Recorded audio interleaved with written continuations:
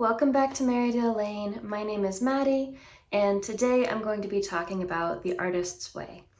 So if your YouTube feed has looked anything like mine for the past maybe year or so, I've been seeing a ton of artists I follow going through the artist's way. But if you're unfamiliar, this is The Artist's Way. It's a book by Julia Cameron.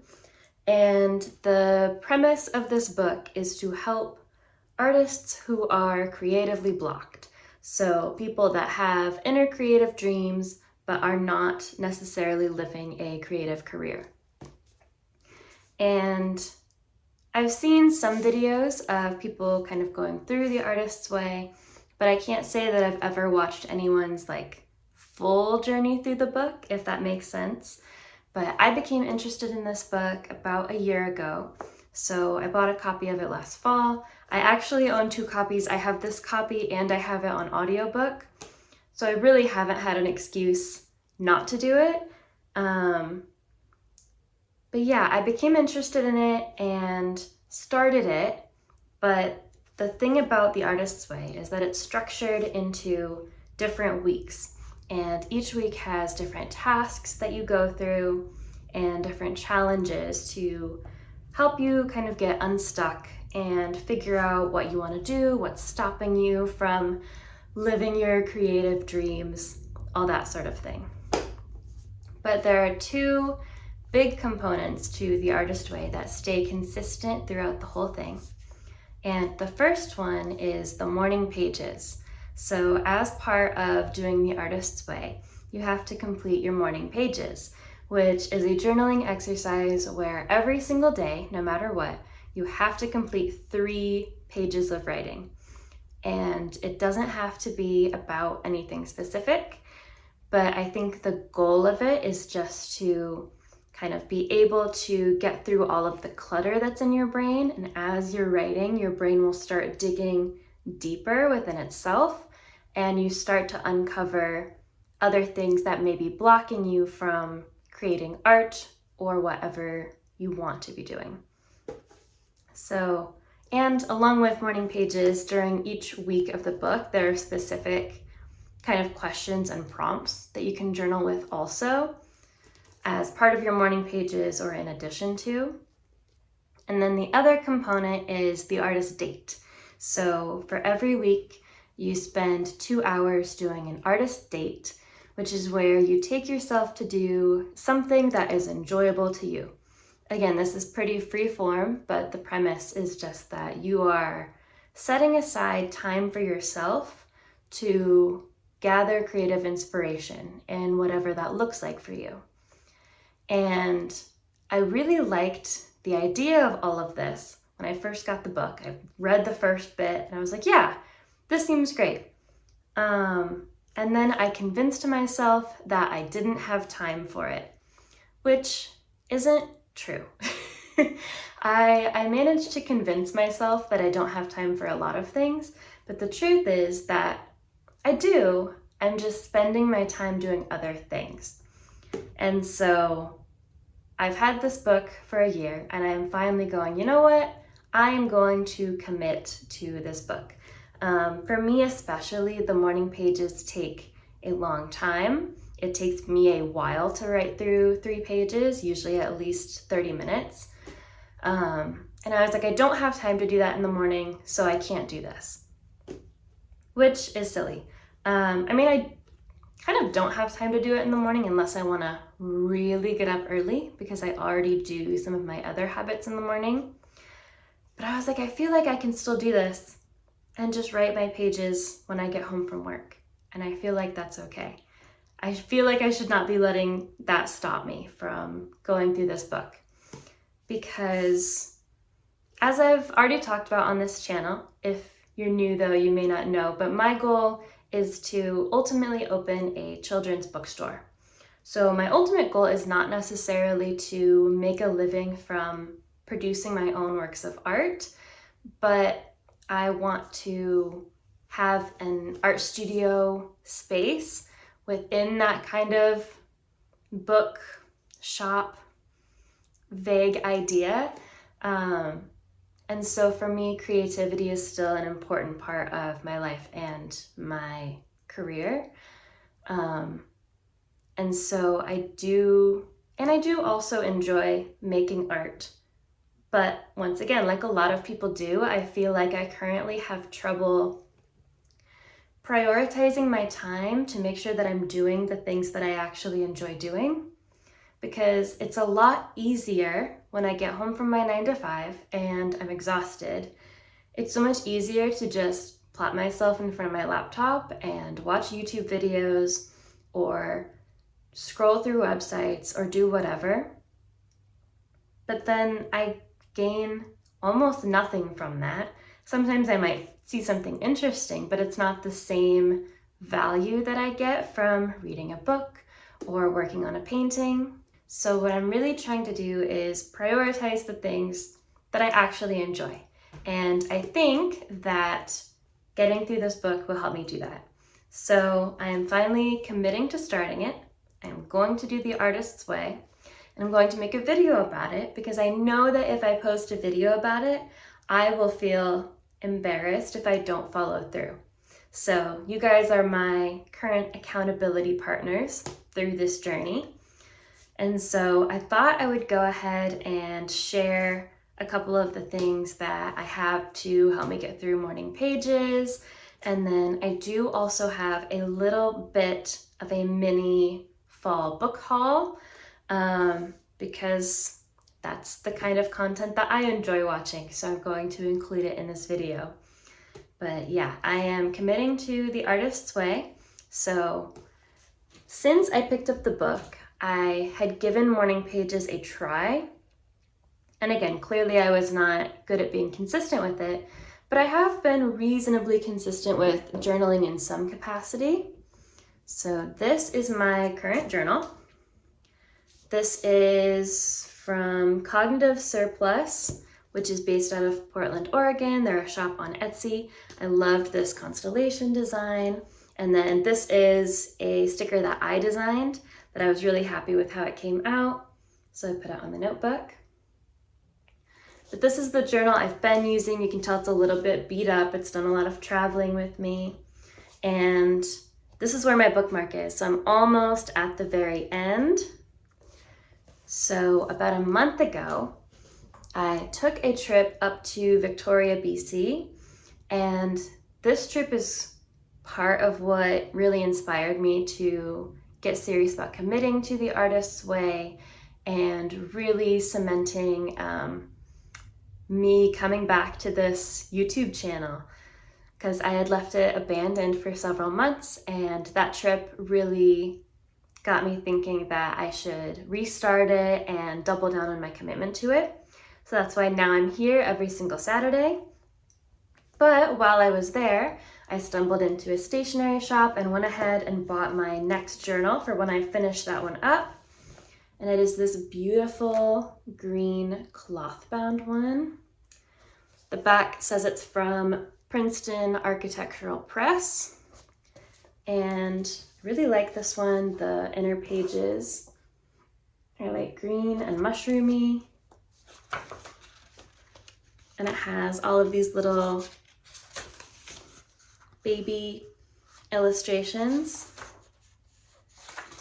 Some of them aren't so baby. There's a strawberry one, some mushrooms, just different little ones sprinkled throughout that I really enjoyed.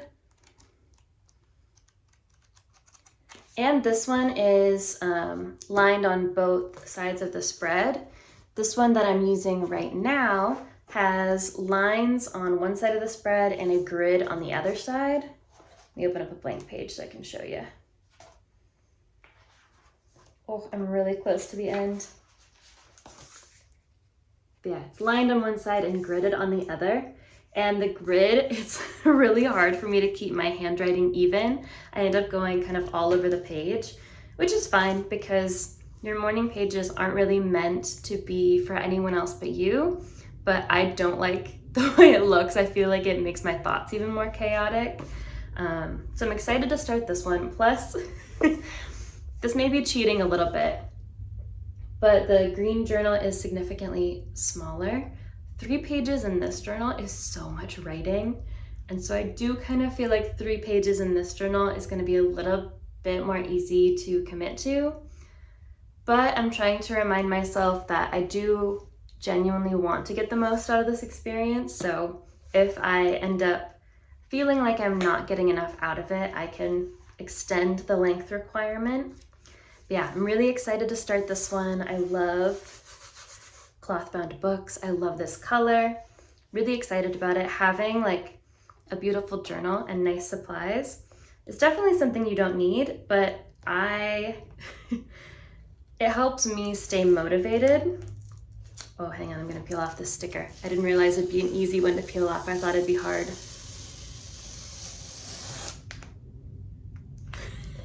I don't know if that was as satisfying for anyone else as it was for me, but yeah, I'm excited to start in on that journal. And then I got myself a couple new pens because mine are not working anymore. So my favorite journaling pen is the Sharpie S Gel. It's a nice like inky black pen. I like pens that are more of a wet ink rather than like those drier, like the pens that always make me think of being in a bank. But I like a good, more markery pen. I know some people write with microns, which I do have a ton of micron pens, but I'm just so used to using them for drawing that it feels weirdly blasphemous to use them for writing. But I don't know, maybe I'll give them a try after my S gels wear out or dry out, and I'll see if I like it. And then while I am here, I wanted to go ahead and show some books. Oh, I wanted to talk about my artist date. So earlier today, I went ahead and took myself on my first official artist date now that I'm committing to the Artist's Way.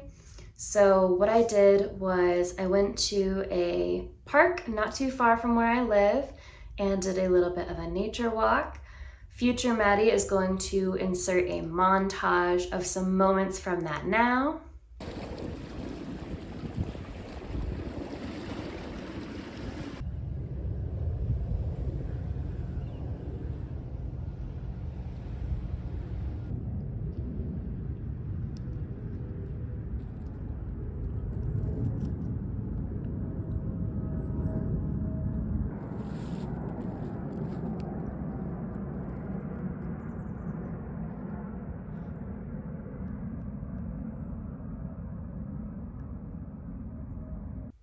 And so as you can see, I had a beautiful time. And then after that, once again, the artist date is just supposed to be you taking the time for yourself to do things that you enjoy and things that refill your cup. So after that, I went and got a coffee from my local coffee shop, my favorite spot nearby. And then I went up to go thrifting for some Halloween decorations. And of course, because I can't resist, I ended up with some more picture books.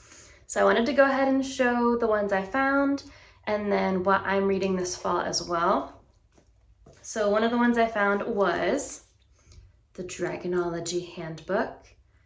Not the actual Dragonology book, but like the companion that goes with it.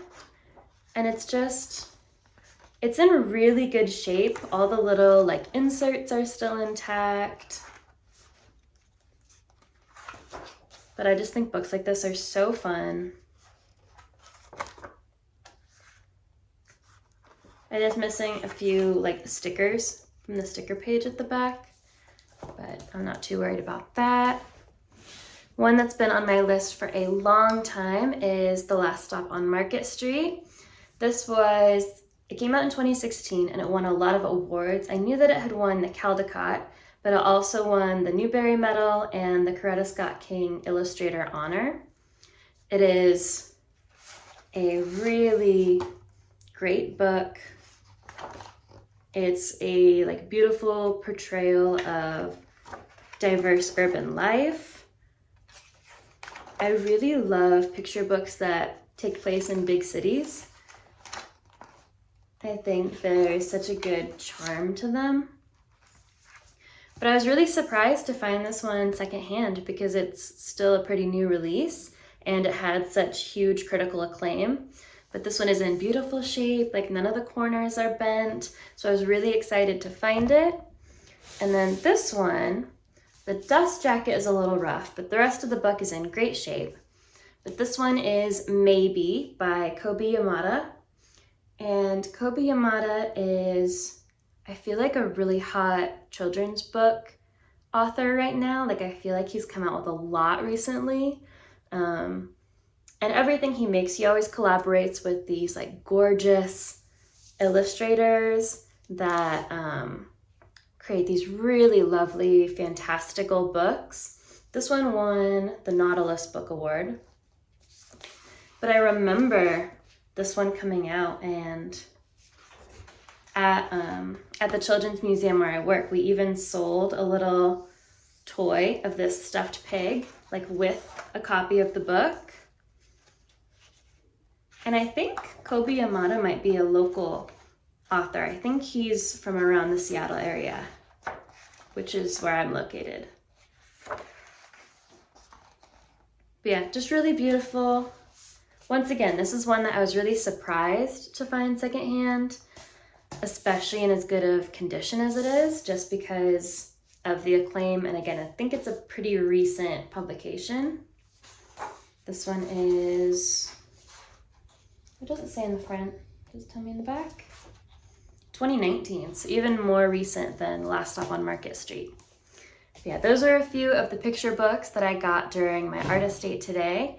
And then I wanted to share what I'm reading for the very autumnal weather that we've been having around lately. This one is Garden Spells by Sarah Addison Allen. I am a big fan of Practical Magic, both the movie and the book.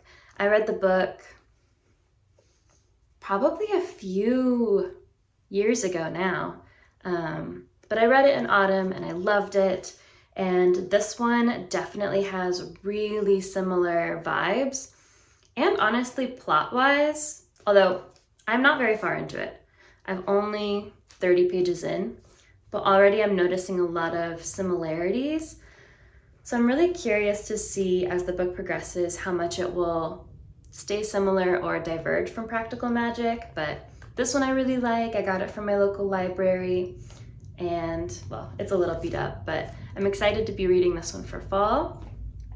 If you have any good autumnal book recommendations, please feel free to let me know in the comments, because I'm always looking to collect more. And I have a pretty long commute to work, and so I typically put on an audiobook while I'm driving. So I power through books really quickly, especially when the weather is rough and traffic consequently is a little longer. So please feel free to leave any recommendations you might have. But yeah, this is the start of the Artist's Way journey. I'm gonna try not to make like every single video for the next few months, like an Artist's Way video. So I will probably intersperse other videos here and there, and then do periodic kind of updates about how the book is going and if I'm noticing any changes or able to create more art. But yeah, thanks so much for joining me on this journey, and I'll see you guys in the next one. Bye!